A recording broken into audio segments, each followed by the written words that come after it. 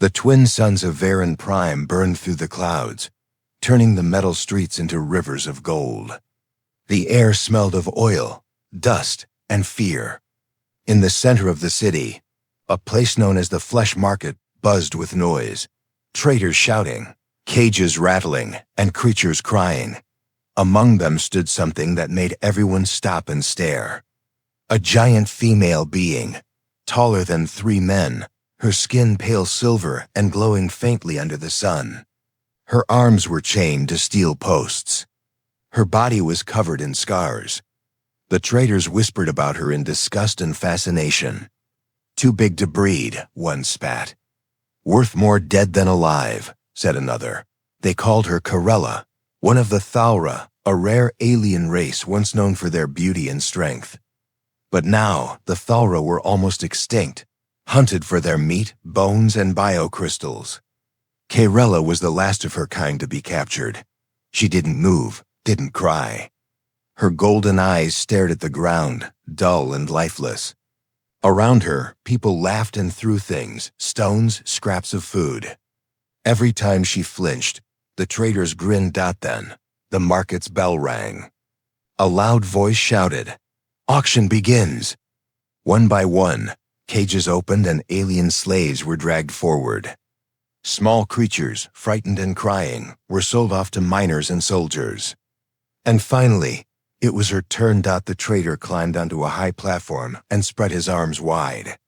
Behold, the last Thalra female, massive, strong, and full of protein. Too large to reproduce, but perfect for the butcher's table. People cheered and laughed. The sound echoed through the market. Corella looked up for the first time, her eyes scanning the crowd. Every face looked the same, greedy, hungry, cruel. Then she saw him. A man, standing far at the back, quiet, wearing a worn jacket and a small breathing mask. His eyes were human, blue, tired, and filled with something she hadn't seen in years. Pity. The auction began. Starting bid, 400 credits. 500. 600. Voices shouted from every direction. Meat traders, alien nobles, collectors, all shouting her price like she was a broken machine. Then the man raised his hand. 1,000 credits. The market went silent for a moment. Everyone turned to look. He looked poor. No one expected him to bid that high. The trader laughed. 1,000, you? She's worth more in meat than you'll ever earn. The man didn't blink. 1,000, he said again, calm and steady. A few more bids followed, but they stopped quickly. No one wanted to go against a human with eyes like that. Eyes that promised trouble. The hammer fell. Sold to the human. The crowd groaned. The trader cursed under his breath, but handed the keys over. Corella was unchained for the first time in months. She fell to her knees, weak and dizzy. The man walked up to her, ignoring the smell, the stares, and the guards. He spoke softly. "You can stand?" She looked up slowly, confused. No one had spoken to her kindly in years. "I can." Her voice was deep, cracked, barely human. He nodded. "Good. Let's get out of here before they change their minds." As they walked out, the crowd whispered. Some laughed, some spat. The trader shouted after them, "She'll eat you alive, human." The man didn't turn around. Corella followed him quietly, her chains dragging behind her. The suns dipped lower, painting the city red. No one knew why a human had spent his savings on a creature everyone else had given up on. But the look in his eyes told a story, one not of greed or fear, but of purpose. Something in him believed she wasn't just a beast. And something in her, long buried and forgotten, began to feel alive again. As they disappeared into the shadowed streets of Varan Prime. The market's laughter faded, replaced by the soft, trembling sound of hope. The metal city faded behind them as the man guided Corella through narrow alleys and broken tunnels. The noise of the market became a distant echo, replaced by the soft hum of machinery and the faint hiss of leaking steam. her body trembling with exhaustion. Every step made her chains rattle. She didn't ask where he was taking her. She didn't care. She had been sold too many times to believe freedom existed. After what felt like hours, they reached a small shelter built into the ruins of an old cargo station. Rusted doors creaked open as the man led her inside. Dim lights flickered, revealing a cramped room filled with tools, metal scraps, and the faint smell of oil and dust. "Sit," he said, pointing to a reinforced bench. Karella obeyed, her massive frame bending awkwardly. The bench groaned under her weight. She looked around. No cages, no guards, no chains hanging from the ceiling. Only silence. The man pulled off his mask and gloves. His face was weathered, lined with years of work and war. "My name's Elias Kane," he said. "And you're safe here." "For now," she frowned slightly. "Safe?" The word felt strange in her mouth. Elias nodded. "Nobody's going to sell you, cut you, or breed you. I bought you because," he paused, "because I couldn't let them do that to you." Karella stared at him, confused. "Humans hunt my kind," she said softly. "Why save me?" Elias looked away, his jaw tightening.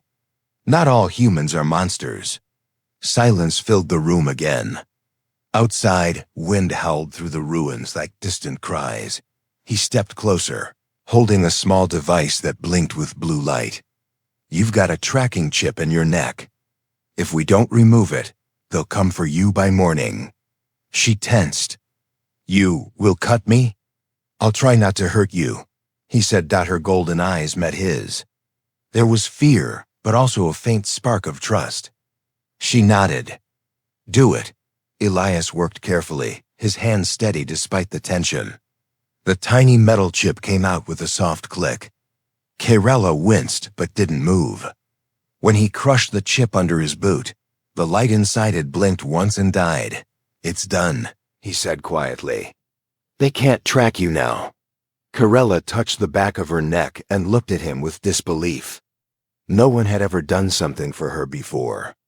Every human she'd known wanted something: her strength, her blood, her flesh. But this one didn't.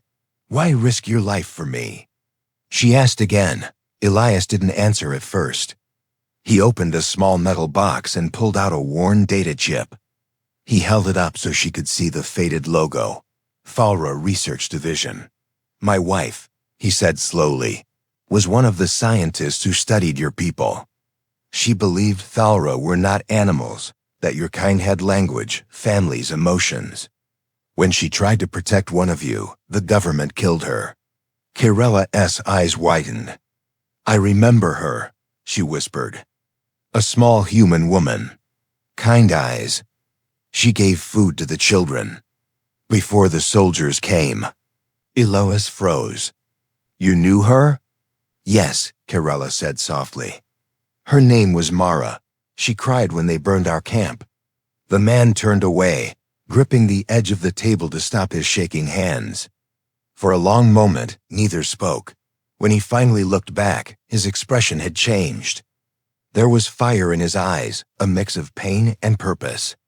"I couldn't save her," he said. "But maybe I can save what she tried to protect." Karella lowered her head. "You are. Strange, human. But I will not forget this." Elias gave a small, tired smile. "Rest. We move before sunrise. The market won't stay quiet for long." As Karella lay down on the floor, the first real sleep in months pulled her under. Outside, thunder rolled over the horizon and far away. In the control towers of Varan Prime, red lights began to flash, the signal that a Thalra had escaped. The hunt had begun again. Asterisk, the storm came before dawn. Cold wind howled through the cracked windows of the old cargo shelter. Rain fell in sheets, turning dust into rivers of mud. Elias woke first. Years of surviving on the outer worlds had trained him to wake before danger arrived. He checked the sensors, a small, flickering screen showing red dots moving fast. Too many, too close. They had found them. He turned quickly toward Corella. She was still asleep, curled up in the corner, her massive body trembling from cold. Even in her rest, she looked fragile, a giant being with the soul of someone broken too many times. Elias grabbed his old pulse rifle and crouched beside her. "Corella," he whispered. "Wake up. We have to move." Her golden eyes opened slowly, confused. "Already? They found your chip's signal before I destroyed it," he said. "The delay bought us hours, not days." "They're here." Her breathing quickened. "Who are they?" "Hunters, slavers, maybe the government. Doesn't matter. They won't stop." Corella stood, her head almost touching the ceiling. The light from outside flashed across her silver skin, showing the deep scars from chains, blades, and burns. She clenched her fists. "I will not go back." Elias looked at her, calm but firm. "Then we don't run, we fight smart." He handed her a small device, barely the size of her palm. "Hold this. It's a thermal disruptor. When it flashes green, drop it and cover your ears." She nodded, gripping it tightly. For the first time, he saw something fierce in her, the echo of what her kind once were, warriors of the stars. The first explosion hit moments later. The door shattered inward, throwing sparks into the air. Men in armored suits stormed inside, shouting orders through their helmets. Elias ducked behind a table and fired. Blue light filled the room as plasma bolts tore through the air. Corella roared, a deep, echoing sound that made the walls tremble. She swung one massive arm, striking the nearest attacker with a force that sent him crashing through the wall. Another soldier aimed at her chest. "Now!" Elias shouted. Corella threw the disruptor to the floor. A pulse of green energy exploded outward, shorting every weapon and light in the room. For a second, everything went dark. Elias grabbed her hand. "Move!" They ran into the storm, their shadows swallowed by the rain.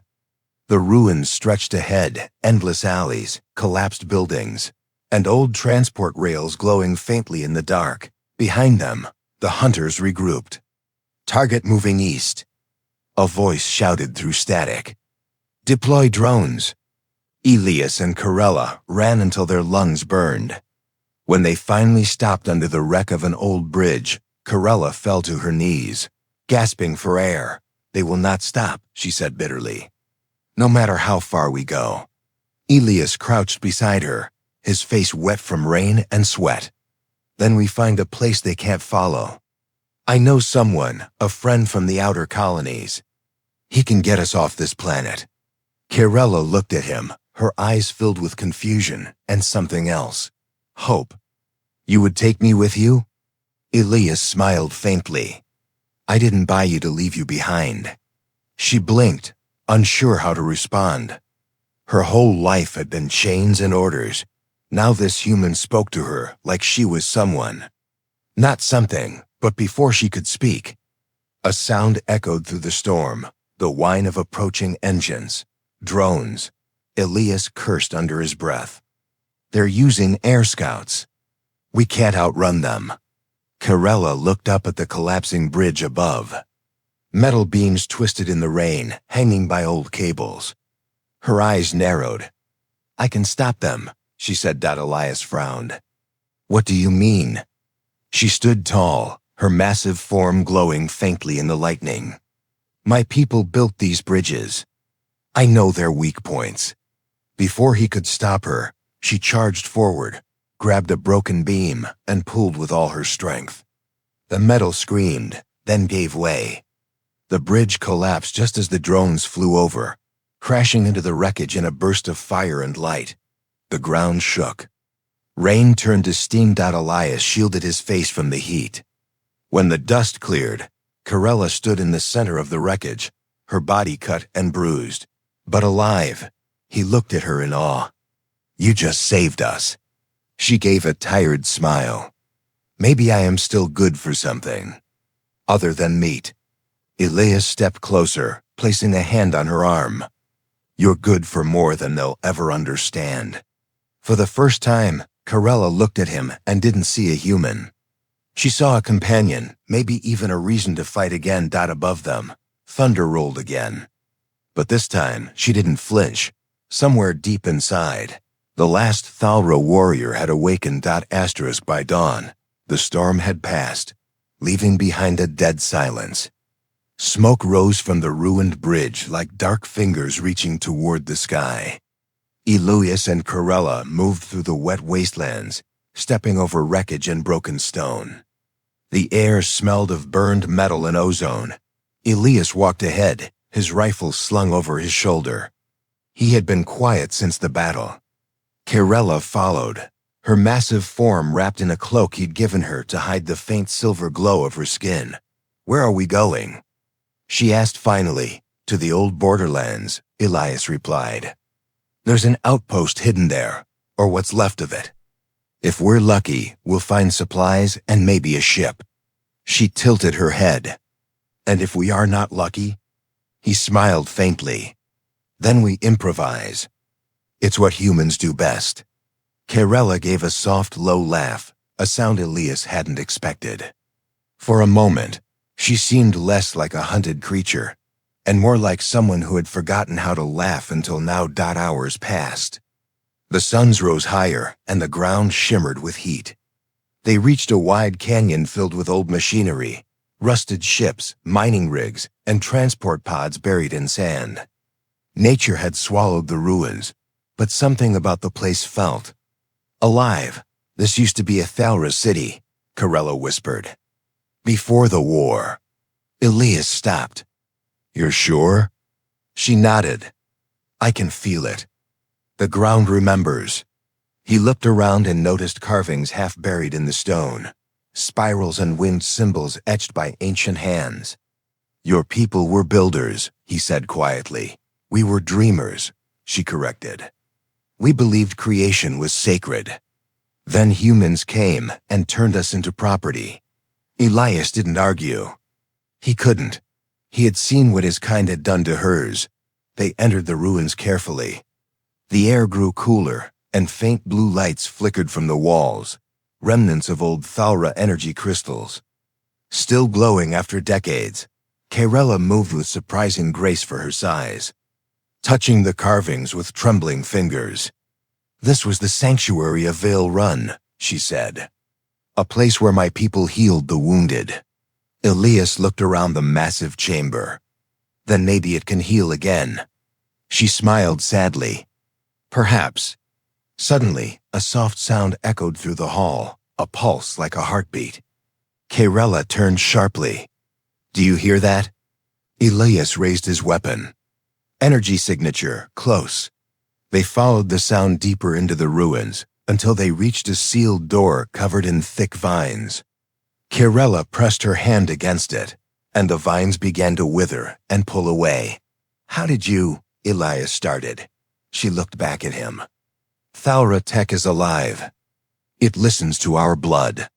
The door opened slowly, revealing a glowing chamber filled with light blue mist. In the center stood a massive crystal, cracked but still pulsing with life. Around it floated holographic images of Thalra people, children, warriors, healers, preserved echoes of a world long gone.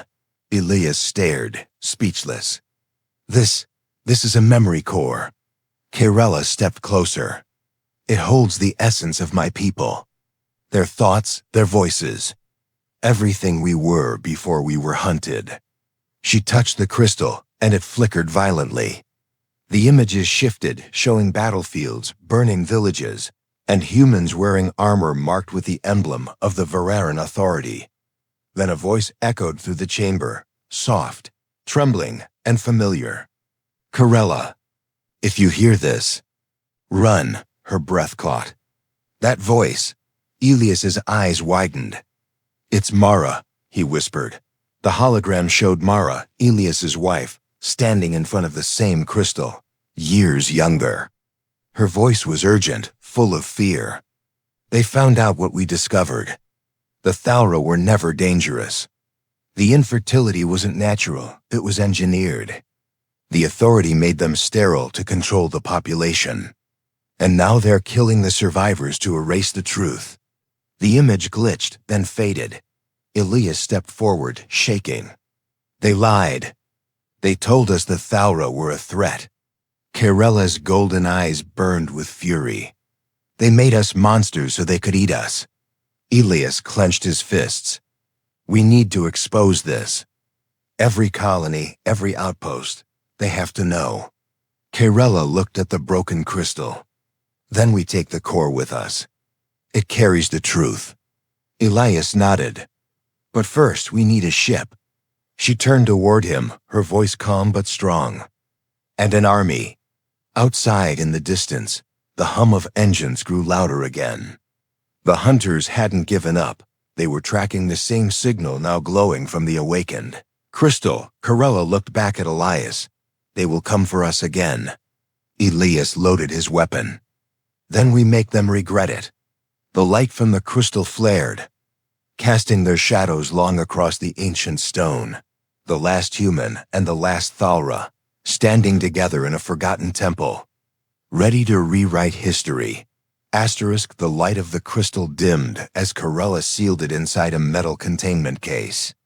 The air in the ancient sanctuary felt heavier now, as if the ruins themselves mourned what the hologram had revealed. Elias checked the readings on his wrist device. The core's energy spike is attracting attention. We have maybe 30 minutes before they triangulate our position. Kerella looked up toward the cracks in the ceiling. Through them, pale sunlight filtered down like the breath of ghosts. Then we must move quickly, she said. Elias nodded, but his expression was grim. There's only one person I know who can help us leave this planet alive. An old smuggler named Varric. He owes me a favor. They began their ascent through the ruins, climbing shattered stairways and narrow tunnels that led back to the surface. The farther they went, the stronger the distant hum of engines became by the time they reached the canyon rim. The skies were full of dust and movement, patrol drones circling like metal vultures. Kerella crouched low, her silver skin hidden beneath her cloak. Can your friend be trusted? Elias hesitated for a moment. He's greedy, he admitted. But he hates the authority more than anyone I know. That should count for something. She gave a slow nod. Greed and hate are powerful, sometimes more than loyalty. They moved through the rocky wasteland for hours until the canyon opened into a dead town, a cluster of broken domes and rusted landing pads. In the center, an old freighter rested on its side, its hull painted with the fading symbol of a black serpent. That's Varric's ship, Elias said. The ship's ramp hissed open as they approached. A broad-shouldered man with cybernetic arms stepped out, a grin spreading across his scarred face. Elias Kane, he boomed. Still alive, huh? I thought you were rotting on Titan Station by now. Missed that party, Elias said dryly. I need transport off-world. Quiet and fast. Varric's eyes flicked to Kerella, who stood silent behind Elias. His grin faded slightly. And what in the void is that? Elias crossed his arms. She's with me. The smuggler chuckled. Looks like she could break me in half. You sure she won't eat my crew? Kerella's voice was calm but cold. I only eat liars. Varric blinked, then laughed hard. I like her already. They entered the ship. Inside, the air smelled of oil, gunpowder, and old memories. The crew, a mix of humans and aliens, watched silently as the pair walked past. Elias placed the containment case on the table. We need to reach the outer colonies. This core holds evidence that can destroy the authority. Varric raised an eyebrow. Destroy the authority? You always did dream too big, Kane. What's in the box? Proof, Elias said. That they created a genocide. Varric stared at the glowing case, his expression unreadable. And what's it worth? It's worth every life they've taken, Elias said firmly. Help us get off-world, and you'll be part of something bigger than credits. For a moment, Varric said nothing. Then he smiled again, too easily. All right. You've got a deal. Strap in. We leave in 10. Kerella watched him carefully, her instincts whispering warnings she couldn't explain. Something about his smile didn't reach his eyes. As the engines powered up, Elias sat beside her. You don't trust him, do you? No, she said softly. His scent, it changes when he lies. Elias frowned. We'll keep our guard up. The ship lifted into the air, rumbling through the clouds. For a brief, shining moment, freedom felt real. Then the alarm screamed. Varric! Elias shouted, rushing to the cockpit. What the hell is this? The smuggler turned, his grin gone. You think the Authority doesn't pay better than you? They wanted the Thaura and the core. I just delivered both. Kerella stood, her golden eyes blazing. You betrayed us. Don't take it personal, Varric said. It's just business. The ship jolted violently as tractor beams locked onto it. Outside the windows, massive Authority cruisers closed in, black ships with glowing insignias, blocking every escape path. Elias aimed his gun at Varric. You're not walking away from this. Varric laughed. Neither are you. Before he could press the alarm, Kerella moved. With a roar, she ripped the metal table from the floor and threw it across the room. It slammed into Varric, crushing his console. Sparks exploded. The lights flickered out. Hold on. Elias yelled as the ship spiraled downward, breaking free from one tractor beam, but falling fast toward the desert below. Rella wrapped her massive arms around him as the world spun. The engine screamed, then silence, followed by the deafening crash. The freighter hit the ground hard, tearing through sand and metal. Fire lit the night sky. When the dust settled, Elias coughed weakly and looked up. Kerella stood over him, her skin scorched but her eyes burning like suns. Are you hurt? She asked. He shook his head. No. But they'll be coming. She turned toward the horizon, where black shapes were already descending through the smoke. Then let them come, she said, her voice low and fierce. This time, they'll learn what a Thaura truly is. The desert was burning. Smoke curled into the crimson sky as the wreck of Varric's freighter lay torn apart in the sand. Broken engines hissed like dying beasts, and every gust of wind carried the smell of melted metal and ozone. Elias crawled out from under a shattered wing, coughing, blood dripping from a cut on his forehead. Around him, bits of the ship burned in small fires, and somewhere in the wreckage, the containment case still glowed faintly blue. Kerella! He shouted. For a moment, there was only silence. Then, through the flames, a massive shadow moved, tall, unbroken, and shining faintly through the dust. Kerella emerged, her cloak gone, her silver skin streaked with ash and blood. I am here, she said, her deep voice calm. Elias staggered toward her. You saved me again. She looked down at him, her golden eyes softening. You humans are fragile, she said. But you fight hard to stay alive. Before Elias could answer, a loud roar filled the air. Engines, many of them. Authority dropships. Kerella turned her gaze skyward. Dark shapes descended through the smoke, forming a ring around the crash site. The sand rippled as soldiers in black armor dropped to the ground. Weapons ready. Elias grabbed his rifle and checked the power cell. There are too many. Kerella stood tall, towering above the wreck. Then we make them fear us. The first squad moved in fast. Beams of blue light cut through the dust, striking the ground where they stood moments before. Elias returned fire, his shots quick and precise. Kerella picked up a chunk of wreckage, a metal door, and hurled it like a weapon. It slammed into 3 soldiers, sending them flying like dolls. She moved with fury and grace, her strength terrifying. Every time she struck, the ground seemed to tremble. But more ships landed, dozens now, pouring soldiers into the desert, Elias fired until his weapon overheated. "We can't win this, Corella." She didn't answer. Her eyes glowed brighter, her breath coming in sharp bursts. Strange blue veins pulsed under her skin.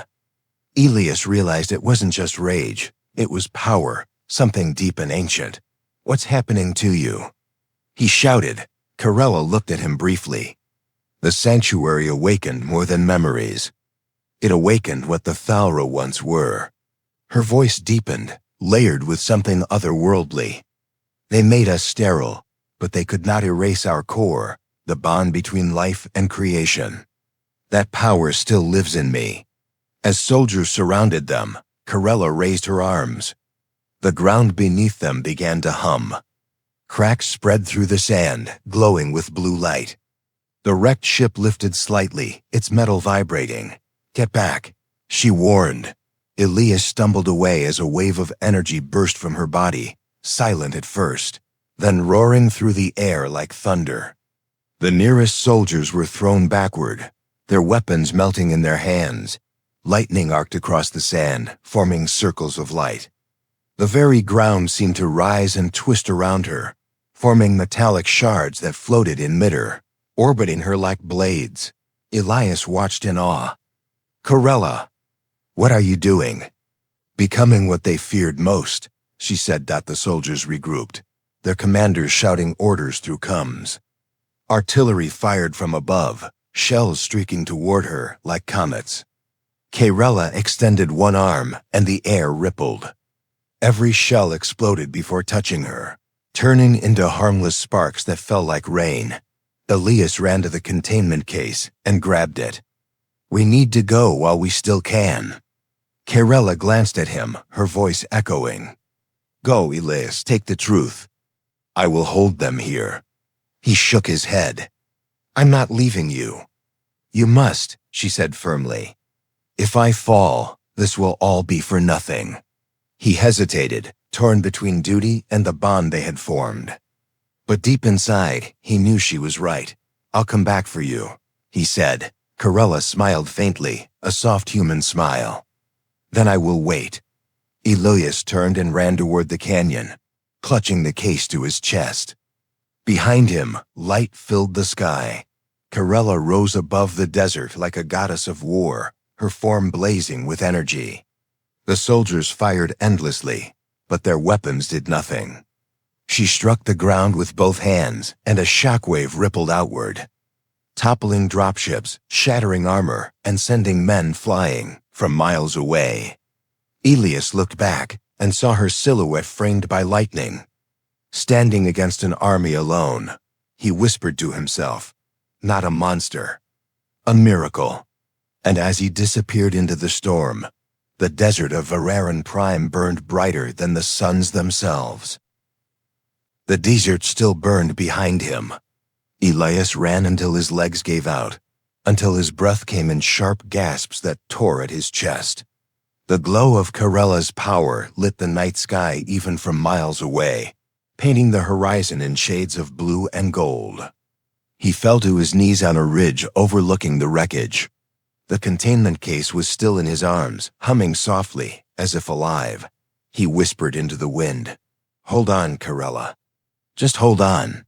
Far below, explosions echoed, the authorities' cruisers firing volley after volley at her position. But she did not fall. The light only grew brighter.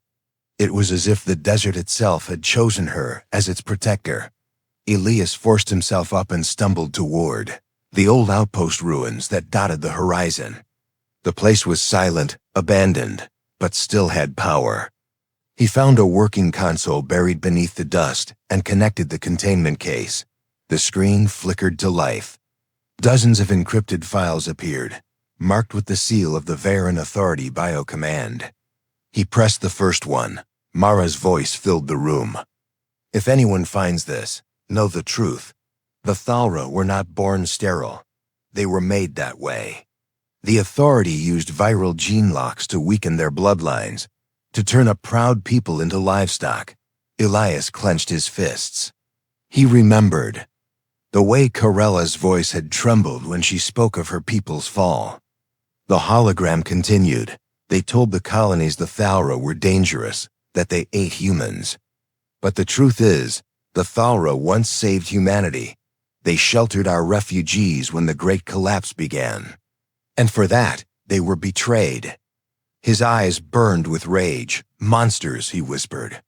They made her kind monsters just to justify killing them. He began transmitting the files to every open frequency he could access. Rebel channels, colony feeds, public data nets. Let the whole galaxy see, he said through clenched teeth. Let them all know what we did. As the signal spread, alarms began flashing across the console. Authority interceptors were closing in. Again. Elias looked toward the desert, his heart pounding. Corella, please still be alive. Far away, in the heart of the storm, Corella stood surrounded by fire. Her energy was fading now, her strength nearly gone. Hundreds of soldiers lay scattered across the dunes. Above, one last cruiser hovered, massive and dark, its cannons glowing.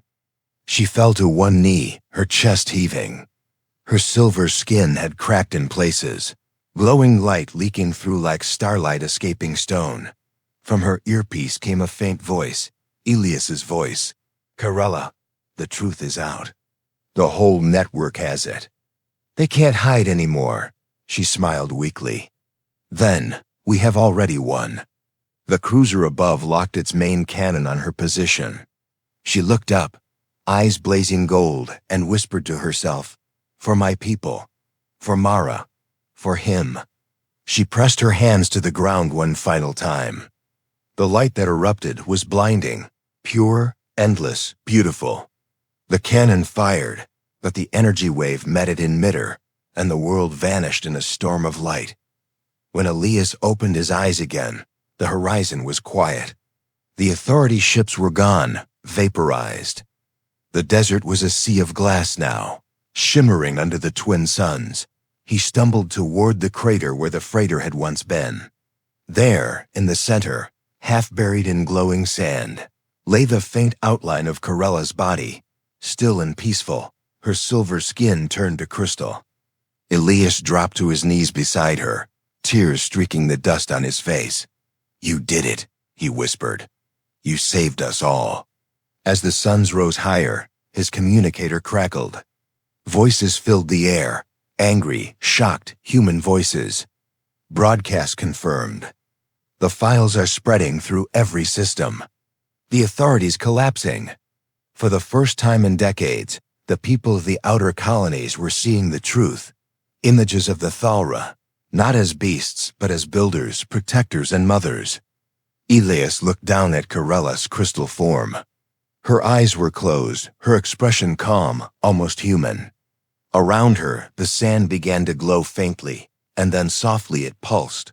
A heartbeat. He froze. Corella? The crystal shimmered faintly. A voice, distant and gentle, echoed in his mind. You kept your promise, Elias. He pressed a trembling hand to the glowing surface. You're still here. The voice faded into the wind, but the warmth remained. A presence, alive within the desert, spreading through the land like roots. Elias smiled through his tears. Then you'll never be gone. He stood, staring toward the horizon where the first ship of the Resistance appeared, human and alien alike, coming to reclaim the planet Dot as light washed over the sands of Vararan. Prime, the story of the last Thalra spread across the stars, of a giant who was too big to breed, too rare to live, but powerful enough to awaken the conscience of an entire species, and the human who bought her not as a slave, but as a savior.